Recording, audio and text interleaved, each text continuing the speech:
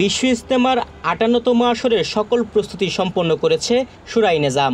সকাল থেকেই দেশ বিদেশ থেকে আগত মুসল্লিরা টঙ্গীর তুরাগ তীরের ময়দানে প্রবেশ করেন। আগত মুসল্লি এবং তাবলিগ জামাতের সাথীরা তাদের নির্ধারিত স্থান অনুযায়ী ময়দানে অবস্থান নেওয়া শুরু করেছেন। শুক্রবার ফজরের নামাজের পর থেকে আম বয়ানের মধ্য দিয়ে বিশ্ব ইজতেমার আনুষ্ঠানিকতা শুরু হবে। এবারের বিশ্ব ইজতেমা ৩ পর্বে অনুষ্ঠিত হবে। প্রথম পর্বের প্রথম ধাপ ৩১ জানুয়ারি থেকে ২ ফেব্রুয়ারি পর্যন্ত শুরাই নিজামের অনুসারীরা ঢাকার আংশিক এলাকাসহ দেশের ৪১ জেলার তাবলিগ জামায়াতের মুসল্লিরা অংশ নেবেন।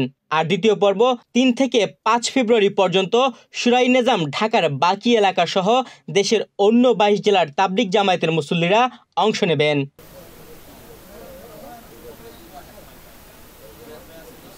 ইজতেমার ময়দানে আসা বিদেশি মুসল্লিদের আপ্যায়ন করছেন শুরাই নিজামের সাথীরা। বিশ্ব ইজতেমায় আসতে পেরে সবাই শুকরিয়া আদায় করছেন। এ সময় তারা বাংলাদেশের প্রশংসা করছেন। আমি özüm Kırgızstandan Bangladesh'e gelgenime 1 ay bo'lib qoldi. 1 ay bo'lib qoldi. Bar inşallah bar yaxshi bo'ladi.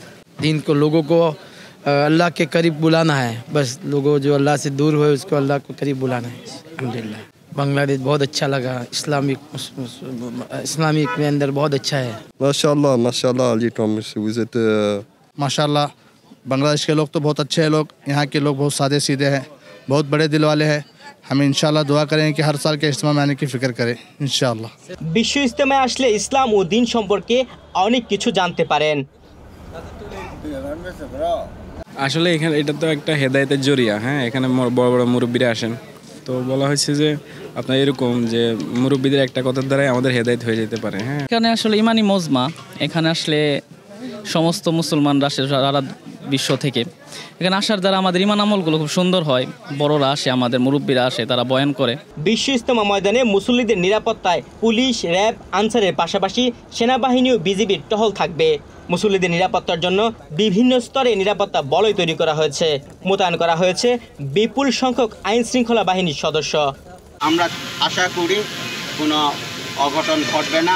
আপনারা সহযোগিতা করবেন। আপনাদের কাছেও যদি কোনো কিছু ধরা পড়ে আমাদেরকে জানাবেন, আমাদের কন্ট্রোল রুমকে জানাবেন, সাব কন্ট্রোল রুমগুলোকে জানাবেন। আমরা ব্যবস্থা নেব। আমরা ড্রোনের মাধ্যমেও আমরা পুরো ব্যবস্থাকে মনিটর করব। এখানে আমরা আগে স্কুটিং করেছি, ডগ স্কোয়াডের স্কুটিং করেছি এবং ডিসপোজাল ইউনিট আছে, নো টহল থাকবে, র্যাবের আমরা হেলিকপ্টার টহল থাকবে। পুরোটাই আমরা আমাদের টোটাল কন্ট্রোল অথবা নিয়ন্ত্রণ রাখার পরে আমরা যখন স্যাটিসফাইড হব যে এখন আর অন্য কোনো ধরনের বিপদের কিংবা অসুবিধার সম্ভাবনা নাই, তখন আমরা ওনাদেরকে আমন্ত্রণ জানাবো, ভাই আপনারা আসেন। এই স্পেসটা এই জন্যই রেখেছি। আসলে যদি ২-৪ দিন হয় আমরা নিজেরাই সবার ওনাদের নিরাপত্তার স্বার্থে আমরা স্পেসটা বাড়িয়েছি মানে মন্ত্রণালয়কে এটা করেছেন ওনারা, ওনাদের সাথে আসলে একসাথে বসেই করেছেন। ওনারাও কিন্তু দ্বিমত করেননি, আর যারা পরবর্তীতে আসবেন তারাও দ্বিমত করেননি। সবার ওই নিয়েই মতামত নিয়ে আমরা সবার সুবিধার জন্য এটা করা হয়েছে। তুহিন ভুইয়া, বাংলাদেশ প্রতিদিন।